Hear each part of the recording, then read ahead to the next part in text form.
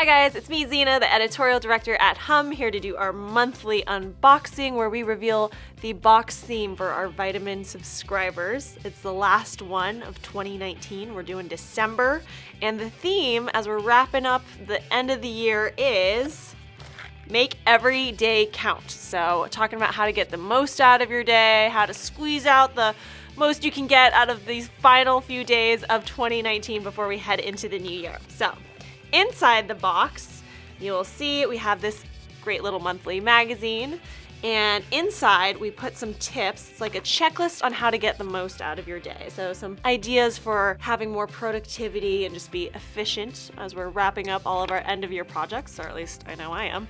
And every month we also include a gift for all of our vitamin subscribers. And so for the theme of making every day count, getting the most out of your day, we're doing this adorable little yearly calendar that you can put on your desk.